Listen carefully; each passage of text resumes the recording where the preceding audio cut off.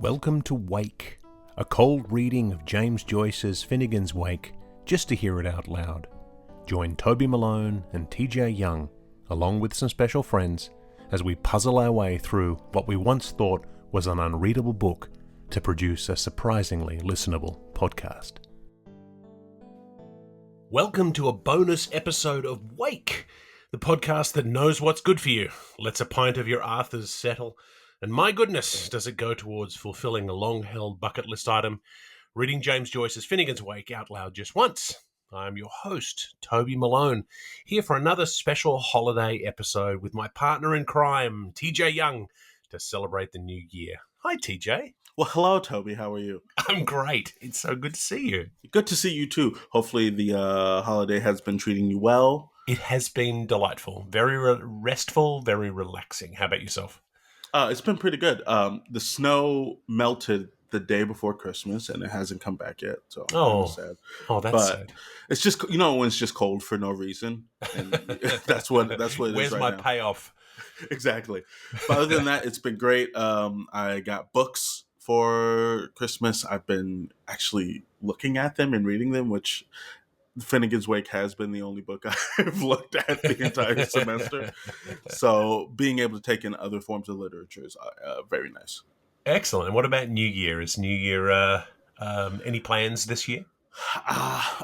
We got invited to a couple places. The thing is, I will admit I'm a little skittish when it comes to New Year because I don't like being out on the roads after midnight on New Year's.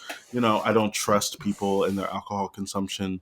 As you know, America is the land of binge drinking on holidays. And so I get really, kind of antsy. I do a lot of just I'm just going to stay home. Or if I do go somewhere, I'll leave by 11, so that way I'm home at midnight. Right. Well, I mean, on the theme of today's episode, I'm sure there are a lot of our Irish listeners who are hearing you say that America is the land of binge drinking who are going to say, hold my pint. I have a British friend who works with, who's married to a coworker of mine. And he's like, I don't understand America's relationship to alcohol, because in the UK, we just wake up and we drink, and then we drink, and then we drink, and then we drink, and we just keep drinking. He's like, y'all practice moderation and sobriety, and I don't know what that is. Yeah. There's, I mean, alcohol is obviously a big part of all the things that we've been talking about. We already talked to Sarah about her relationship with the drink and the reading groups that are often held in pubs. And Finnegans Wake is about a wake, which is all about alcohol. When Tim Finnegan wakes up at the beginning of this book, it's because he's been doused in whiskey. So the drink is a big part of it, and it's a big part of New Year's. And for me, my best New Year's that I ever had was 25 years ago this week. I've mentioned this a few times already in the podcast, is that I was in Ireland, my one and only proper visit to Ireland. I was there for about a week, and I was in a small town in Wexford County called Camolin, which is just near Enniscorthy, and the friends that I was staying with took me to a pub in Gorey to drink for New Year's Eve. And I remember we lined up outside the pub at 7 o'clock when they were about to open. We walked in, we took a table, and someone went and got a round of Guinness and came back to the table for the six of us, and everyone got a Guinness and a shot of Jameson's lined up around them. It's 7 o'clock, and I remember very clearly picking up my pint of Guinness and having a little sip and looking around the pub and thinking, oh, this is a nice pub, and then looking back to the table, and everyone around the table had finished their Guinness and shot. And someone was on their way back to the bar to get the next round. And I thought, it's 7:05. I don't understand how we're not going to survive this evening. But it was one of those wonderful nights where I found that on that occasion, at least, no one got unnecessarily drunk. No one got messy. No one really ruined anyone else's evening. Everyone was just happy, and it was positive. They really know how to hold their liquor there in Ireland. I guess there's lots of generations of practice. Yes, it's in the genes. Yeah, that's right. So this week we were going to re-release an old episode of Wake just to fill in the gap. I didn't want to use up one of our reading episodes over the holiday while people aren't really listening. And I do have a fairly obsessive need to get content available every single week. I have a perfect record so far. Since May, we've released a Wake episode every single week. But I changed my mind about that because the re-release felt like it wasn't enough content for us. And so that re-release episode is now only available on our Patreon page. So if you're interested, go over there and check that out. No, but after last week's fun of trawling through all of Joyce to find references to Christmas, I had an idea. I thought, why not spend some time connecting with arguably the most famous liquid in Ireland, and one that's very familiar to Joyce and the Wake, Arthur Guinness's masterpiece, the mighty wine of the country, Guinness Porter, which Joyce refers to on page 362 of the Wake as, quote, roasted malts and toasted burleys. Guinness, it's my favourite drink, easily. I had 3 or 4 of them last night, and I'm really pleased today that we're going to spend some time talking about Guinness in Finnegans Wake. What's your relationship with Guinness? It's the only dark beer I like. Right. I'm not a huge fan. I'm more of like a sour, Yeah. shandy sort of. But Guinness is the only dark beer that I like. I don't know what it is about it, but there's something in just the alchemy of the drink that says this is drinkable and Yep. it feels full bodied, as opposed to, I think a lot of other dark beers just feel like skunky and Yeah. heavy in like a way that I don't necessarily appreciate. Yeah, well, it's filling and it's comforting. It sort of often is described as a meal in a glass, Yeah. you can really line your stomach with it, but it's hard to drink it too quickly. So it's one of those things. I mean, there's all the stories about how the health benefits to Guinness, and because of all the iron, and how nursing mothers are encouraged to drink Guinness to help their milk come down. I have a friend who, this just proves how much money he has, would give his 2 Clydesdale horses a Guinness every night. Amazing. Yeah, and they loved it. So Right. It's incredible stuff, and it has an incredible hold over Ireland, and they're rightly very proud of it. I was when I was there in Wexford in 1999, 2000. I managed to get to the Guinness factory at St James's Gate and got to do the tour. It was right around the time that the Guinness storehouse opened, or just before, I believe. So I didn't get to do the complete experience, but it's an incredible setup. They've really leaned into the tourist experience there.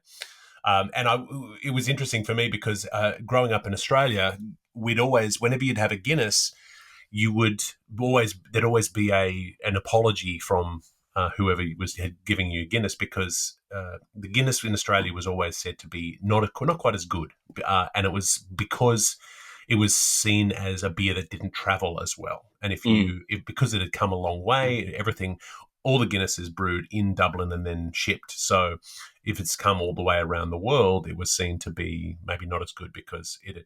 And so I remember really clearly going to the Guinness factory and having a beer inside of the Guinness factory and thinking, all right, here we go. All the excuses of how badly Guinness travels to Australia are all off the table here, and had a beer in the Guinness factory, and didn't see much of a difference, honestly. I mean, I would think that Guinness would have figured out, like, if we're going to export this, we need to figure out how to keep quality across Right. all of the shipments. Yes, I think maybe it was just a way for Australian bartenders to excuse their terrible pouring technique. Maybe, I don't know. And then also the other thing that's most famous about Guinness, in many ways for most children since the 1950s, is the Guinness Book of Records. What's your relationship to the Guinness Book? Did you? I used to buy one every year at the Scholastic Book Fair. Yeah. I actually have a friend who has a couple Guinness World Records for video games. Oh, amazing! That's Yeah. fantastic. That's something to be My said. relationship to Guinness is very weird and like tangential. And, Yeah, when I was a kid, it was the most prized book in the school library. Everyone would rush to grab the Guinness Book. And I love the fact that it was established in the 50s and distributed to pubs for free as a promotional tool for Guinness to settle pub debates. So, I mean, perfect. the world of advertisement Yeah. is kind of crazy. Like the whole idea that Michelin stars started because they're like, we want people to buy more tires Yeah. is kind of crazy to me Yeah, too. we're going to give you better ratings depending on how far away you are, so people have to drive to wear out their tires. Exactly. It is a strange world, but Guinness, yeah, is legendary. It's been brewed at St James's Gate Brewery in Dublin since the 18th century. And the St James's Gate Brewery was established by Arthur Guinness in 1759. He didn't build the building. He took it over, that it had been a failed previous brewery. And he set in 1759, he took over the building and he bought a 9,000-year lease on the building, which is incredible business sense. £45 a year for 9,000 Do years. they still pay only £45 a year? They do not. They now own the land outright. So I think they bought that out. But wouldn't it be great if if the idea that every year they submit a check for 45 Here you go. pounds? Here Yeah. we go. We'll be doing this for another 8,500 years. But the location of the brewery is noted a bunch of times in the wake. So on page 134. Quote, he pours into the soft-clad Shelbourne the hard cash earned in Watling Street, which is where the brewery abuts to this day. Whereas on page 140, the geography is described as having, quote, Irish in my east hand and a James's Gate in my west. So the economic power of the drink is noted on the same page, which notes that Dublin has, quote, the most expensive brewing industry in the world. And who would argue with that? Guinness is also established in a fairly prime position on the banks of the Liffey, and the reason it's there is to access the water, which made it easy to make and also to transport, as noted on page 204 of the wake. Quote, not to mention a Bulgic porterhouse barge. So the vision of these barges going up and down carrying beer was a common one in Dublin. St James's Gate itself gets plenty of the wake treatment, like at page 258 with Go to let us extol Azrael with our hearts by our brews on our James Bess and his gates. on page 373 Run him a Jones gate down James Lane and on page 521. on stripe or in larges by the Raven and Sugarloaf, either Jones's Lane or James's Gate anyhow. Right. So there's all these references. We were talking before we started recording that we have very little memory of saying these lines as we've been reading, and because they can skip by pretty quickly, and it's in Finnegans Wake style. There, it's very easy to miss the references, but they're all buried in here. So Guinness started brewing what became known as the black stuff through the late 18th century, and by the time Joyce came around, it was irrevocably established as the national drink. The harp logo on the can predates the use of the harp in the official Irish symbology. In fact, when the harp was adopted after the establishment of the Irish Free State in 1922, they had to face the harp the other way so it didn't infringe on Guinness's trademark. That's great. Isn't that amazing? So, of course, being a Dubliner, James Joyce was well familiar with a pint of plain. For his entire life, Guinness was served by pouring it from two separate kegs, one for the body of the beer and one for the head. So they would literally pump one and they would let it settle and then they would put the froth on the top. So nowadays we're spoiled. We have obviously the two-step settling process on the bar, where you'll see the bartender will pour and then let it sit there for a few minutes, and then we'll put the head on top. Sometimes even drawing a little shamrock or something like that into the head. And then there's also the ingenious widgets in the cans, which were introduced around this turn of the century, which are incredible technology. I have a question for you. How do you feel about those people who drink Guinness from the can and don't pour it in a glass? Well, I think the widget makes that possible. I think they're doing it wrong. I think part of the ritual is drinking it out of the glass and out of the correct glass. I had a period there where my father-in-law didn't have any correct pint glasses or Guinness glasses at his house, and so we were drinking Guinness sort of bit by bit out of half pints and going, this is not how we do this. You're supposed to drink the entire pint. So I think drinking it out of the can is better than drinking it out of the wrong glass. I think, or when Fair. someone, or the times when you'll order a Guinness in a bar and then and then they'll put it on the bar in front of you. 30 seconds later, still like still with foam on it, and you think, oh no, this is not how this This is works. not for me. Yeah, you Yeah, didn't pour you poured this like you poured a lager. So yeah, and I don't know if you remember the Dancing Man commercial. I do. Yes. So with the I think it was called Anticipation. It's fairly iconic ad from the late 90s, I guess. Hmm. And so it was an ad of a man waiting for his Guinness to come, and it was accompanied by this fairly iconic song.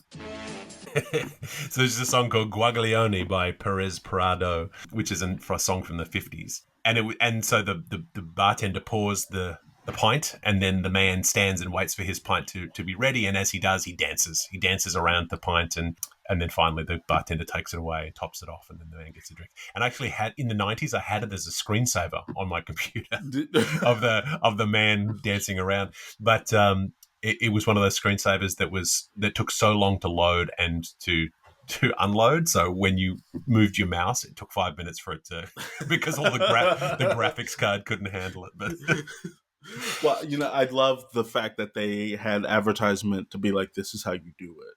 You yeah, know, yeah, it's yeah, it's funny because I think about the ads for Coronas and Dos Equis and things like that. In the South, it's always served with the lime and salt. But right, whenever I go up north, or even when I moved here, and I was like, "Can I get a Corona dressed?" People looked at me like I was absolutely insane. right. But I was like, "I have been taught by television. This is how I'm supposed to drink this beer." Yeah, there's a ritual. There's a real ritual to Yeah. it, and when you see it done properly or done well, it's a beautiful thing.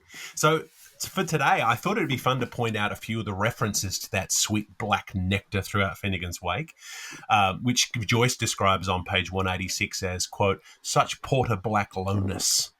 There are plenty of such references in Ulysses, and many people have written about them at length. So I'm not going to replicate last week's all volumes of Joyce search, although I will point out that in Ulysses, Joyce was preparing us for his wake punning when he says at 126:28, quote, as we read in the first chapter of Guinness's, which obviously is punning on Genesis, puns that he'd make again and again throughout the wake, where Guinness and Genesis become synonymous, and the idea that Guinness is the genesis, the beginning. This is a source for the Irish. And obviously with HCE as the creator, and HCE also, not coincidentally, owns a bar. So in total, and with thanks to our friends at fwheat.org, that's the Finnegans Wake Extensible Elucidation Treasury at fwheat.org, there are almost 80 Guinness references in the wake, not counting the many hundreds of generic references to beer, porter, and ale. This book is awash with Anna Livia's Liffey River, but it's just as awash in beer.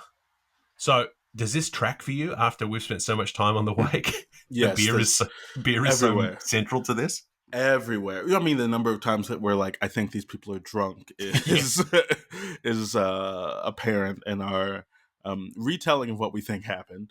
But also, I do catch some of the references to Guinness and ale and porter and beer. mm-hmm. I think that overall, that's the one consistent tone that I've found in this, is that there is a constant reference to alcohol in some way, shape, or form, and Right. knowing that it is probably Guinness is pretty great. Yeah, I don't think there'd be any doubt whatsoever that while James Joyce was writing the wake, he may have had a pint of Guinness to hand with him. I mean, although he was never in Ireland while writing it, so I'm not sure about the details of how Ireland was exported or where it was exported to. I know it was the Guinness would send Guinness inspectors all over the world to see how their Guinness was pouring in Really? various places in America and in Australia, places like that, where they would go in and order a beer and see how they were pouring it or how it tasted. So I'm sure that that over in Switzerland or Italy or Paris and the various places Joyce was, that Guinness was available, if not the tipple of choice. Arthur Guinness, who established the Guinness Brewery in 1759, has been name checked multiple times in the wake. First time on page 9. Belcom sneaking his Philippi out of his most awful grimace, Sunshat Cromwelly. So awful grimace becomes is Arthur Guinness, and when we That's have right. these moments, we have all these again on page 59. Sid Arthur would gate Chris Min's port out of orange and lemon sized orchards. On page 72, one of the mean names that HCE is called is, All for Arthur of this town. and then on page 272.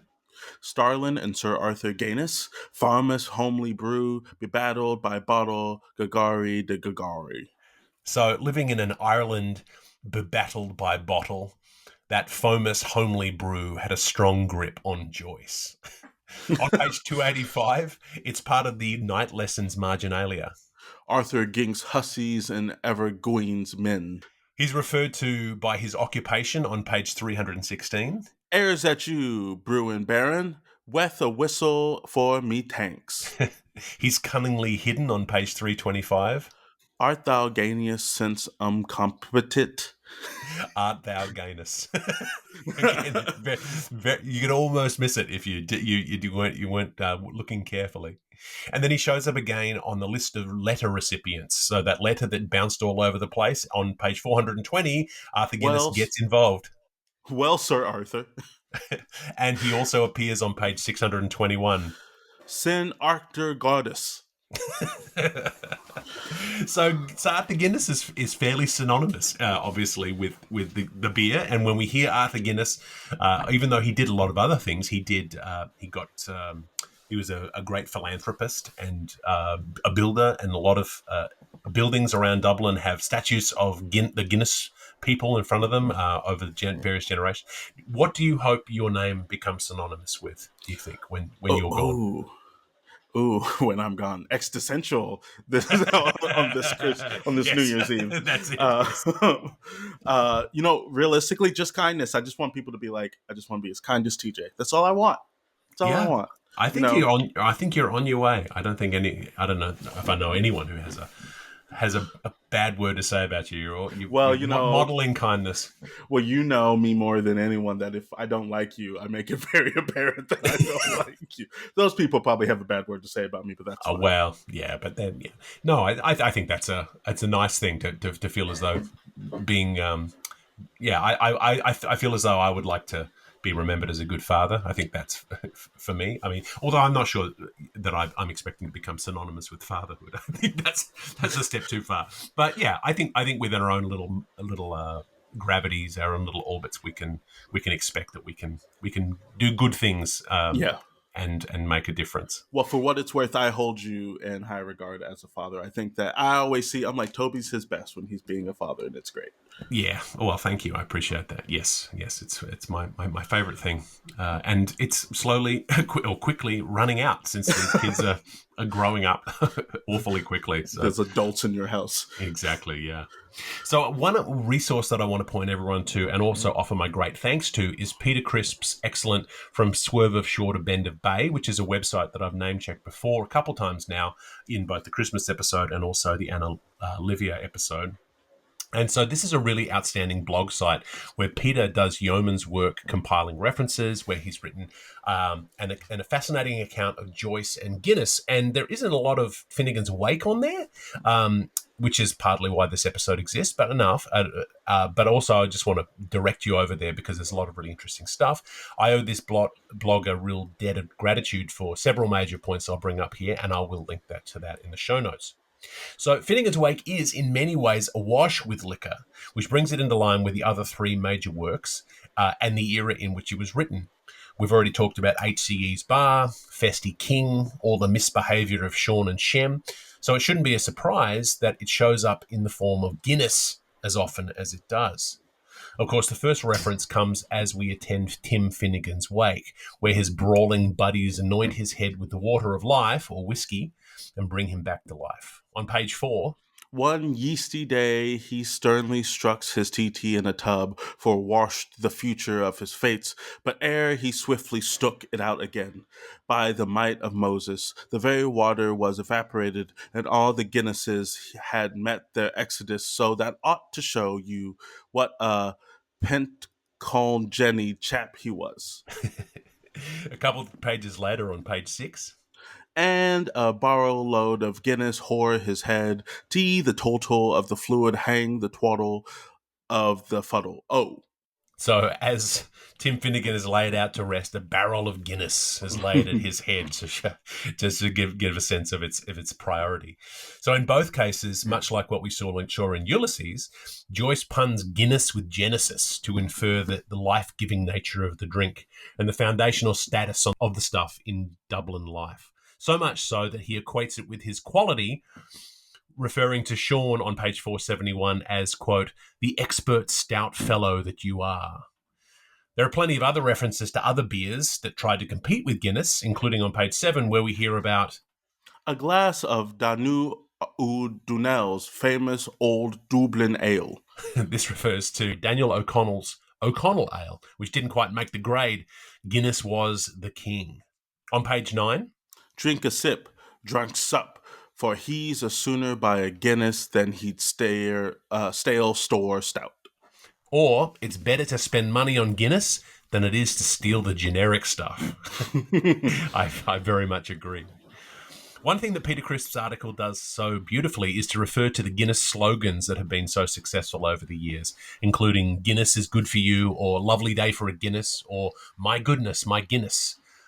So Peter Crisp notes that in 1982, which was the centenary of Joyce's birth, Guinness used Joyce as a major selling point. The ad, which is titled James's Choice, talks about how Joyce had suggested his own slogan for Guinness. The ad says, When it came to writing slogans, James Joyce proved himself no slouch. He suggested replacing Guinness is good for you with Guinness, the free, the flow, the frothy freshener. so this is not actually a Joycean Don Draper moment, regardless of what is claimed. And this was proven by Catherine Gubernator's Dannon in an article from James Joyce Quarterly in 2012. But as Crisp knows, it's actually a reference from The Wake. So in The Wake, Joyce says on page 552, I brewed for my Alpine Parabella wig warming wench. Speak easy. My grand vealed brand old Dublin Lindub, the free, the four, the frothy freshness, pussyfoot to split the spleen of her maw. so we hear references to the Guinness advertising slogans on a few occasions on The Wake. On page 16, during the Mutt and Jute episode, Jute. One eye gone black. Bisons is bisons. Let me for all your hesitancy cross your qualm with trink guilt. Here have Sylvan coin a piece of oak. Guinness, he's good for you. later on page 190, we hear another echo of the Guinness slogan. Guinnesses, may I remind, were just a gulp for you. Failing in which you might have taken the scales off boilers like a Boskip of York. So, so this is significant since the Guinness is good for you slogan first emerged in 1929. So Joyce was swiftly incorporating popular culture into his writing. Guinness were a gulp for you, Guinness is good for you, and obviously the Irish were gulping their Guinness down. So Joyce had a complicated relationship with the idea of Guinness. Both his father and brother suggested that he gain a clerkship at the brewery, and which in Dublin would have been a good job, a good steady job to go work at the brewery. And we get an echo of this on page 299 when in the night lessons we hear a ghostly echo ask, Ever thought about Guinnesses? this is another sense of how Guinness is good for you. But Joyce didn't fully agree, even though he notes on page 443 that it might be a good thing to have, quote, a good job and pension in Guinnesses. The Guinness is good for you phrase comes up again toward the end of the book on page 593, where we hear, Genghis is goon for you. I love that one. And then the other famous Guinness slogan, my goodness, my Guinness, which usually featured an ostrich or a kangaroo or a lion stealing someone's Guinness away from their as the startled drinker. This also features a couple of times, including on page 237. Oh my goodness. Oh my great mass. And on page 345. Ministering of another guidance, my good to see. So with goodness spelt with the GUI to start, that connects us to the slogan, and that GUI becomes a big part of how Guinness is deployed.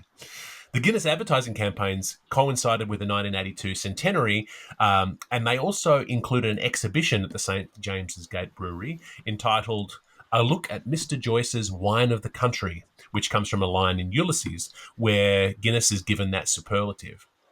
Peter Crisp's article spends a great deal of time focusing on Guinness in Ulysses, so I won't repeat his excellent work here, but I will suggest you go read that article linked in the show notes. As the wait continued, Joyce makes good use of the GUIN to punningly embed Guinness and in drinking into other lines. For example, on page 24, we see Groin Barrack and Pole Old Loin and No Bucket Nosler and the Guinness Con. on page 35, there's, Guinness Thaw Tool and Jew Me Dinner Ozolfin, and on page 44, while others hail him Lug, Bug Dan Lop, Lex, Lax, Gunnan and Gwyn. on page 88, Some Marjar Bor too, a Guinness. and on page 90. Guinea's Gap, he said, between what they said and the Pussy Kitties. On page 104, during the Mama Festa, All for Gunnius. a tenuous one on page 136. When puffing from Kingsburg to new customs, doffing the gibbons off him to every breach of all size. On page 141, Shan praise gone nis our Faust Mon Napo. on page 211 to 12. Whatever you like to swilly to swash, Yenis and Yanis, Lagan and Niger, the for Festies King and Roaring Peter and Frisky Shorty and Trellum Tom. On page 240, Duly redact all beginners highnesses. on page 333, And the Junices is a rappin' his hind. on page 414, Cornorium, I am as plain as portable enveloped, and how much, and will now parable receive, care of on of Monsignor Guinness registered Anbor Terra Taurus barrels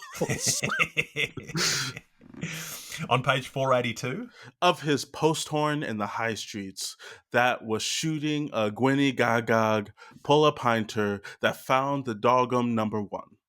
on page 497, The grand old Magnus Moore, Percy, and Riley. on page 565, You are tremblotting, you ratchad, like a very jelly. Nicked, will you a Guinnesser? Gaja Battle of Staub? Bettel of Staub. And jumping back a bit, on page 421, Notorious, I rather would feel inclined to myself, in the first place, to describe Mr. Oshem the Drapper, with before ladder, as should I essentially called upon the Diogenesis to pass my opinions. So this word Diogenesis puns on diagnosis, but also Diogenes the philosopher and Guinness all at once. How dare he? It's amazing. So some of these are a little bit borderline, but if we've learnt nothing else from reading The Wake all these months, nothing is accidental or irrelevant. I think there's a very much intentional connection here as Joyce has written his story about our friend HCE and his pub. Here's one such connection on pages 70 to 71. Earwicker, the patterned mind, that pragmatic ear, retrotempetive as his of Dionysus, long suffering, although whitening under restraint in the sit-out corner of his conservatory, behind famine-built walls, his thermos flask and rapian flable by his side, and a walrus whisker bristle for a tusk pick compiled, while he mourned the flight of his wild Guinnesses, a long list, now feared and part lost, to be kept on file of all abusive names he was called. The alcohol continues to flow on page 129 when he corrupts the word beginnings to include the GUIN of Guinness, to be followed up by a reference to Bass beer. As it gan in the beginnings, so wound up in a battle of boss. In the Night Lessons episode, the list of activities that end the chapter include, on page 307, a challenge to make. A visit to Guinness's brewery. We talked earlier about the punning of Guinness with Genesis in Ulysses. In the wake, the same pun is used twice. On page 99, Elsewhere, there hear no concern of the Guinnesses. and then on beginning of 2-3 on page 309, the same phrase is repeated. I may not or may be a no concern of the Guinnesses, but. So this was actually the subtitle given to the chapter when first published as an excerpt in 1929. In both cases, no concern of the Guinnesses puns on concerning the Genesis. So this idea of the brand as leitmotif of sort of really inseparable from Dublin, it's kind of an incredible thing. I don't know if there are equivalents out there. I was just thinking, I was like, what would... I feel like Canada as a whole is like, sure, you make maple syrup jokes for Right. puns the whole time, and America's what? Guns? I don't know. It could be. I think the trick with America and Canada is they're both so big. Yeah. Whereas Ireland is a tiny little island and really punches above its weight. And so like each city would need its own thing. But the thing about that is, with it being so localized in that way, it can't permeate literature in the same way, because you always have to explain it to somebody. If I explained what Yinz, I'd have to spend a whole day explaining what Yinzer means to someone in California before I could corrupt the word in my writing, Right. And if you were to say to someone from, any part of the country, hey, this is our national beer, this Coors Light is our national beer. There'd be a fight. Yeah, because they go, well, I don't drink that because that's not our main beer here. It's a different thing from different places. And the thing I love about Guinness is the fact that it is so ubiquitous, but it's a working class beer, but it also feels like a treat. It feels high class, even though it's working class. Whereas some of the beers that are easy, that are very common to get in, or that might be the working class beers in Canada, or like Molson's or Coors Light in the States, you might look at and go, well, that's not a treat. Yeah. That's Miller High Life is not on my list of things to buy whenever I'm celebrating. Sure. And there's a time and a place for all kinds of beers, but I always like the fact that Guinness never feels like you're compromising. For sure. Yeah, it's not overpriced. It's not an overpriced boutique beer, but it kind of would almost sit alongside those boutique beers as a beer that is a special occasion drink. Oh, for sure. Yeah. I love that. And so the brand, which we see so much of, and Arthur emerges once again on page 361 in the Tales from the Inn, which feels appropriate. Until Arthur comes against and send patrix he's reformed, will pose him together apace, shares againnesses. There's lovely the sight. Later in the same episode, as HCE drinks the dregs of the glasses left on the bar on page 380. As toastified by his cherubic condensaces, no matter whether it was cheddar-bottled Guinnesses or Phoenix Brewery Stout, it was or John Jameson, or Sons of Rube Cola, or, for that matter of that, O'Connelly's famous Old Dublin Ale that he wanted like hell, more than halberd oil and Jesuit's tea. Other examples include the reference to the music hall pair that won the Swimmy Easy Bladhers at the Guinness's Gala in Bangdevayan. So this comes on page 408, where Baden Ivy... Baden Ivy, thank you. I was like, sure. Yeah. So Baden Ivy refers to both the Dublin public swimming baths, but also Earl Ivy, which was Edward Guinness's title, and he was the brother of Arthur Guinness. So this ridiculous punning that Joyce is able to get into, so where Baden Ivy becomes a reference to both a swimming bath and also a man. A man. So we see similar references to the title throughout the book. So, for example, on page 588, quote, his old face is hard alone, is a reference to Arthur Guinness's title, the Baron Ardalaun, which pops up again and again. On page 407, he refers to a bottle of Guinness beer as a bottle of Ardalaun. In addition, there are numerous references to Benjamin Lee Guinness, who was a brewer and Lord Mayor of Dublin for a time, including one on page 420 that lists B.L. Guinness, Esquire, as one of the recipients of the famously errant letter. The last couple of references we have are on page 510. Now, from Gunner's Shotland to Guinness's scenography. And on page 549. My Bibius Badel shrewd her triumphs of crafty guild pageantries. Loftus Adam duffed our coister clother, con and oil with core toppled baskib. Sir Noel Guinness's exposent of his bargainess and Lord Joe Starr to hump the body of the camel. Noah is used both in the biblical sense, but also in connection to Sir Noah Guinness, a 19th century brewer at St. James's Gate, or at least so claim the academics. I didn't want to go into too much research detail, so I'll have to take their word for it. Noah shows up earlier on page 64, quote, Noah Beery weighed stone 1001 when Hazel was a hen. In Ulysses, Joyce describes Guinness as a crystal cup full of the foamy Ebon ale, which the noble twin brothers Bung Ivy and Bungardilion brew ever in the divine Alvets, cunning as the sons of deadless Leda. For they garner the succulent berries of the hop and mass and sift and bruise and brew them, and they mix therewith sour juices and bring the must of the sacred fire and cease not night or day from their toil. Those cunning brothers, lords of the vat. Lords of the vat, like just beautifully That's great. Stated. You know, the idea that these brothers have created this incredible thing. That should be the award for like microbreweries, like that when they make a really good brew. You are now lords of the vat. Lords of the vat, yeah, with these two. Yeah, I mean, if you ever create something in life and then they're able to describe what you did with such decorative words, then you've done something right.